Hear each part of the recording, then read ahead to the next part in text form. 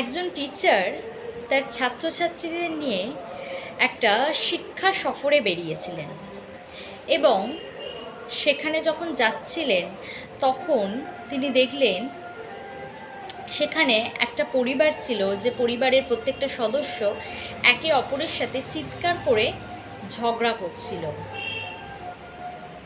তো তখন টিচারটা একটা স্মিত হাসলেন এবং তার স্টুডেন্টদের জিজ্ঞেস করলেন, আচ্ছা, এই ব্যাপারে তোমাদের কি ধারণা, যে যখন কোনো মানুষ রেগে যায় তখন তারা এরকমভাবে চিৎকার করে কেন কথা বলে?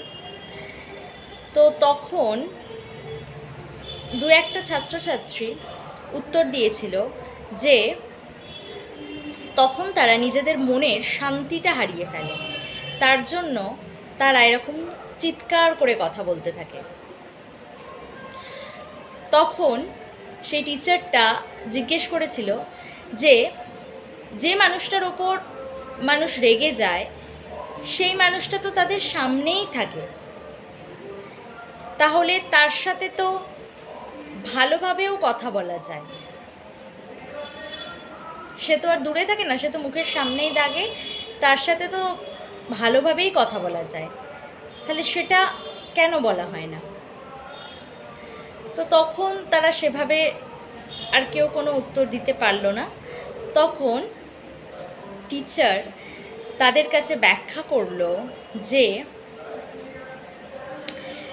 যখন কোনো মানুষ রেগে যায় একে অপরের উপর, তখন তাদের মাঝখানে, তাদের হৃদয়ের মাঝখানে একটা দূরত্ব সৃষ্টি হয় এবং সেই দূরত্বের কারণেই তারা চিৎকার করে।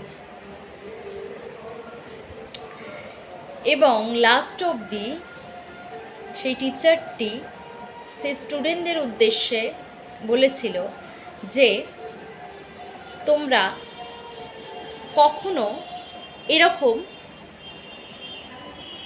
দূরত্ব সৃষ্টি করবে না, তাহলে দেখবে একটা সময় হৃদয়ের মাঝের এই দূরত্বের জন্যই তোমাদের মাঝে শব্দেরই কোনো জায়গা থাকবে না।